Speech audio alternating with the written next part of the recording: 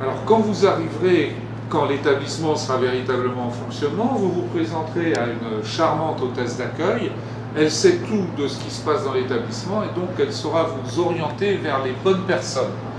En tout cas, ce rez-de-chaussée a été très bien conçu puisqu'on va y retrouver tous les services nécessaires à la vie quotidienne de l'établissement, avec le responsable de l'internat qui a son bureau sur la gauche, le responsable de l'externat sur la droite, la salle des professeurs et puis bien sûr, élément essentiel, le petit oratoire au sein duquel les jeunes, les adultes se réunissent très régulièrement pour méditer, pour prier, pour réfléchir. Après la santé de l'âme, nous voici au lieu de la santé du corps, avec bien sûr l'infirmerie qui est importante. Nos infirmières sont reconnues à l'intérieur de la maison. Un pôle santé qui comprend également, juste à côté, le bureau de la psychologue scolaire. Ce lieu d'accueil s'ouvre sur cet escalier assez monumental qui dessert d'autres lieux sur lesquels nous allons revenir tous ensemble à la fin de cette visite, qui sont le grand gymnase et puis les 2 restaurants et les 2 cafétérias. Fin de la première étape, donc de ce rez-de-chaussée. On peut, à partir de cette entrée dans l'établissement, aller voir le directeur, le secrétariat des élèves, très important pour les dossiers d'inscription, c'est Madame Breuil qui sera votre correspondante à tous. Ensuite, le secrétariat de direction, tout ce qui est comptabilité et finance, et puis le secteur communication. Toujours au rez-de-chaussée, dans cette espèce de carrefour de l'établissement où sont les lieux vitaux, et nous sommes dans un lieu essentiel qui est le centre de documentation et d'information, où les jeunes sont accueillis pratiquement toute la journée, je dirais pas 24 heures sur 24, mais de 8h30, 8h20 précisément, jusqu'à 22h. Il y a 3 documentalistes qui se relaient, et en soirée, eh bien, ce sont les responsables de l'internat, le bureau du responsable de l'internat donne dans le CDI, également des jeunes que nous logeons, avec lesquels nous avons un partenariat, les jeunes élèves ingénieurs de l'ISEP, qui viennent travailler de 20h à 22h avec nos collégiens, avec nos lycéens, dans ce grand espace qui est très sécurisé et assez agréable.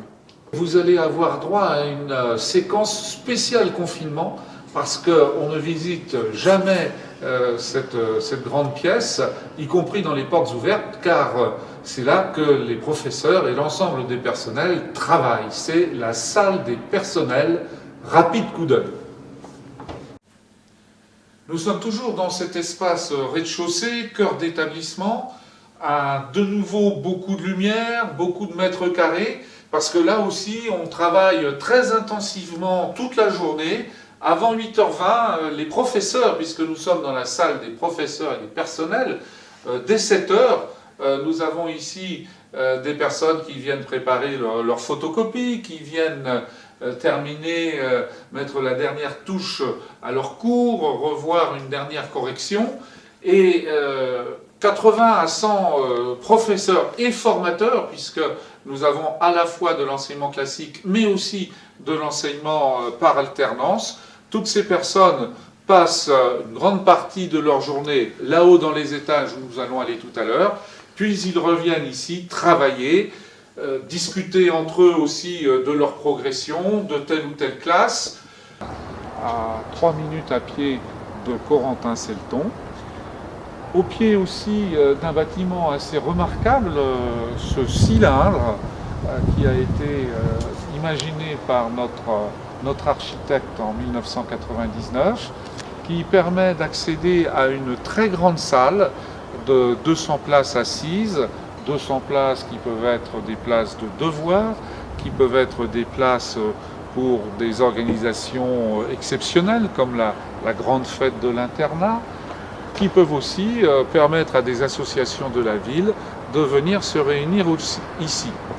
Au-dessus de cet ensemble vivent les frères, une communauté très active de 6 frères des écoles chrétiennes, très impliqués dans la vie de l'établissement.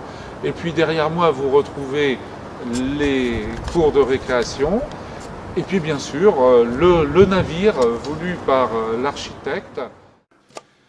Créé en 1999, l'établissement est évidemment très bien adapté aux conditions d'aujourd'hui pour enseigner, avec ces grands couloirs qui permettent à un étage d'avoir tous nos lycéens, à un deuxième étage tous les collégiens, mais surtout au centre de ces grands éléments de vie scolaire, eh bien, les éducateurs, les responsables par niveau, tout le monde est accessible très facilement et cela favorise beaucoup une éducation de proximité à laquelle on tient chez les frères des écoles chrétiennes.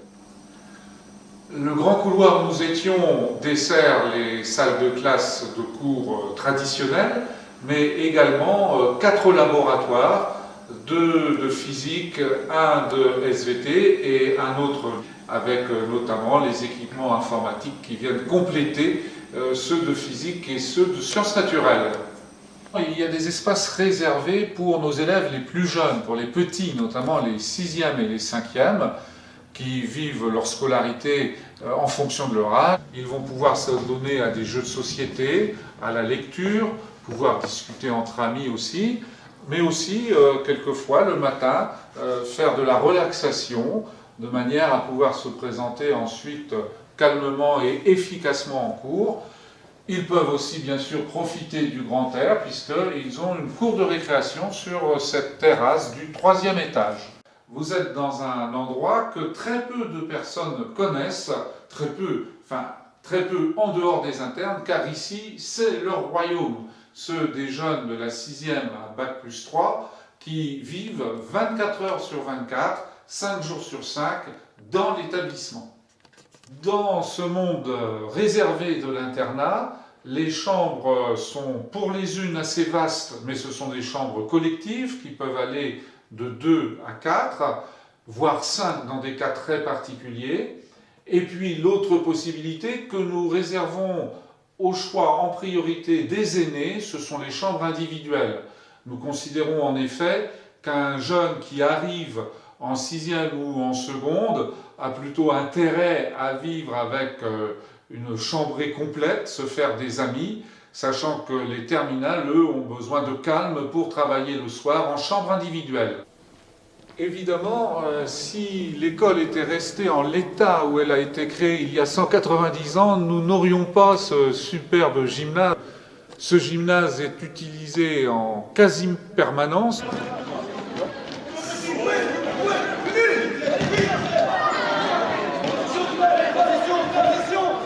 Après l'effort, le réconfort, et nous allons jeter un œil aux salles de restauration et aux cafétérias.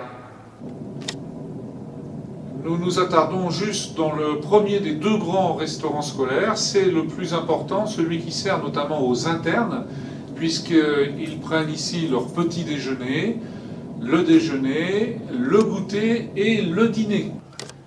Le restaurant scolaire dont nous sortons est assez classique et il ne répondait plus à toutes les attentes, puisqu'on a vu que les pensionnaires fréquentaient assidûment ce lieu de restauration. C'est la raison pour laquelle on a créé pour eux, pour les demi-pensionnaires et les externes aussi, mais pour tous ces jeunes qui vivent longuement dans la maison chaque jour, 2 belles cafétérias. Ce sont les dernières réalisations de l'établissement, elles ont tout juste 1 an. On prendrait bien un petit café, c'est ce que doivent se dire les étudiants, puisque nous sommes maintenant au campus, la salle Saint-Nicolas. Nous avons franchi le cap des 200 étudiants cette année. Il était donc normal qu'ils aient leur espace à eux. Comme les 6e, 5e ont envie de vivre une vie d'enfant, les étudiants ont envie de vivre une vie d'adulte. C'est leur campus, ils l'organisent avec leur association. Il y a 5 BTS. Et puis, à partir de cette année, un bachelor, c'est-à-dire un niveau Bac+3 dans le domaine de la cybersécurité. Le campus donne directement sur les différents ateliers. C'est normal puisque nos BTS, nos Bac+3 sont orientés vers le terrain, dans le cadre notamment de notre partenariat avec l'ISEP, dans les grands domaines qui ont fait l'histoire de Saint-Nicolas, dont le premier est celui de l'automobile. Vous voyez nos équipements de très haute qualité. On va jusqu'à la réalité virtuelle dans ce domaine. Équipements qui ont donc été réalisés il y a maintenant 2 années. Nous n'en dirons pas plus sur les ateliers, car vous pourrez les découvrir sur les autres vidéos de cette visite virtuelle de Saint-Nicolas, en allant regarder les reportages sur le campus, le lycée technologique et le lycée professionnel. Voilà, on a fini notre visite virtuelle. Je vous dis à très bientôt. Au revoir pour les vraies portes ouvertes les 5 et 6 juin, sans doute avec un masque. Surtout, prenez soin de vous et portez-vous bien.